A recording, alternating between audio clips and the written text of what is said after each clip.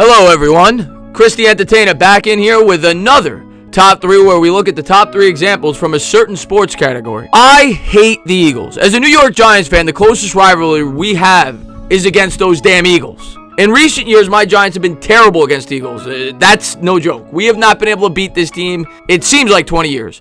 But that isn't how it always was. Believe it or not, there was a time where the Giants straight up dominated the Eagles for 4 straight years. In today's top 3 video, I will outline my 3 most gratifying wins against the Eagles by my Giants since I have been a fan. Before we begin, what is your most gratifying win against the Eagles or division rival? If you know of some, comment about them here in the comment section below. Okay, let's get into it. Like I said before, the Giants owned the Eagles from 1997 to 2001, defeating the Eagles 9 consecutive times, including in a playoff game in 2000. I hope history repeats itself. The year in 2000 was supposed to be a magical season, where the team not only defeated the Eagles 2 consecutive times, but they also made it to the playoffs and were the first seed with a 12-4 record. Of course, which team would they play in the divisional round of the playoffs? But the 11-5 4th-seeded Eagles that just had defeated Tampa Bay at home in their previous game. However, this time they weren't at the Vet. They were at the Meadowlands, and they were playing the best team in the conference. They were playing the team that had their number for almost half a decade. This game was like when you play your much younger brother in basketball with a blindfold around your face and shooting with your less dominant hand. You know that he can't even throw the ball high enough to make the basket. The Giants won this game without even scoring a single offensive touchdown. The game started out with the return man, Ron Dixon, returning a David Akers kick for a 97-yard touchdown, and the Giants would never lose the lead. They would never even come close to losing that lead. Despite the offense not putting up a single touchdown, the defense would sack McNabb and force him to fumble the ball. They would hit him to the ground and force him to throw one of the most spectacular interceptions I have ever seen. Down 10-0, Donovan McNabb threw an out route that was intended for small, but the cornerback named the Species would fall to the ground, tip the ball up in the air, catch the ball while standing up, and without even being touched, Jason Sehorn would return that interception for a touchdown, keeping the game out of reach. Sure, the Eagles would score a garbage time touchdown, but it was meaningless because they were down by 10 points and the game was already completely out of reach. The Giants would go on to shut out Dante Culpepper, Randy Moss, and the Minnesota Vikings in the conference championship game by a final score of 41-0. But that, unfortunately, a game took place a week later that we don't need to talk about. No matter what happened on that day, it was extremely gratifying, smothering our little brothers in the NFCs for a 3rd straight game in the 2000 season. The next gratifying win against the Eagles wouldn't come for another 5 or 6 years in week 2 of the 2006 NFL season. After Peyton Manning beat the Giants on Sunday Night Football in the first Manning Bowl, the Giants would look to rebound in week 2 at Lincoln Financial Field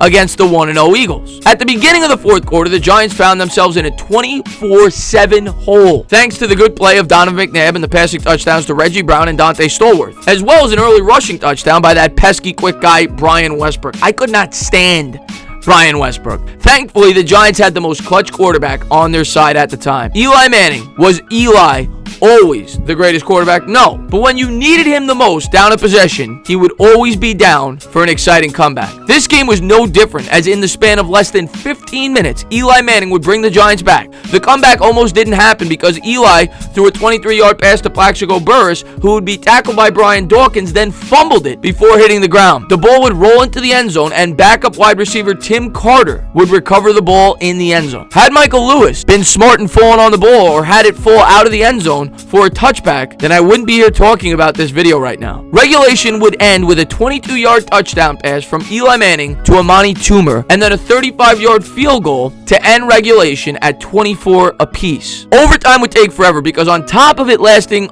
a little over 11 minutes in football time, it would last even longer because the Eagles' defensive end Javon Kearse would get a really bad knee injury, which was a shame for the Eagles because he recorded 2.5 sacks in that game. However, after both teams failed to get out of their own territories, the Giants would receive the punt, and all they would need was a field goal to win the game. Everything worked for them on the final drive. Tiki Barber was running for 9-yard gains. Eli Manning would matriculate the ball down the field on short passes to Amani Toomer. The down would be 3rd and 11 at the Eagles' 31-yard line, and the Eagles would show blitz and leave their shortest cornerback, Sheldon Brown, on an island against the Giants' largest receiver, Plaxico Burress. Sheldon Brown would hold Burress down the field, but because the pass was a bit short, Burress would have the leverage to pull back, catch the ball, and would be tackled in the end zone. The Giants would win the game in the second largest comeback since the NFL-AFL merger. Eagles fans in the stands would be shocked as hell, and they probably booed their team like they usually do. Unfortunately, the Eagles and the Giants would play 2 more times, including once in the playoffs,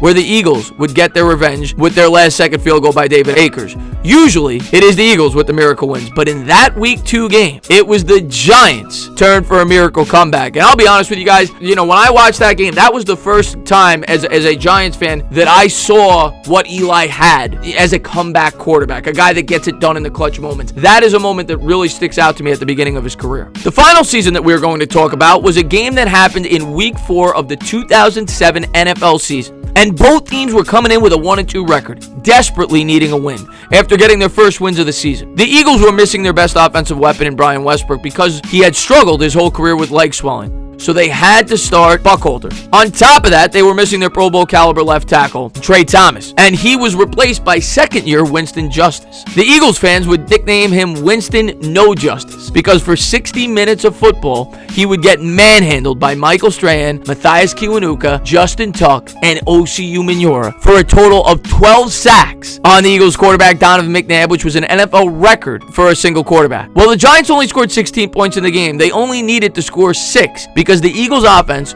couldn't do anything. At one point, the Eagles had an offensive net yardage total of negative yards because of the penalties on the offense and the sacks against Donovan McNabb. The Giants would eventually win 16-3 and later on would sweep the season series by beating the Eagles at Lincoln Financial Field. The best part of this is the fact that these 2 wins helped the Giants propel themselves to a 10-6 record, and they would go all the way to the Super Bowl to beat the 18-0 New England Patriots to collect their 3rd Super Bowl ring. Those were good times, and it was even better that the Giants swept those Eagles and put them and their fans in their places. Thank you all for watching this edition of the Top 3. Don't forget, if you have a gratifying win against the Eagles or a divisional rival, please write it down in the comment section below. I'd like to read it. Also, if you have another category you'd like to see on the future Top 3 countdown, please also write in the comment section below. Thank you, and have a nice day.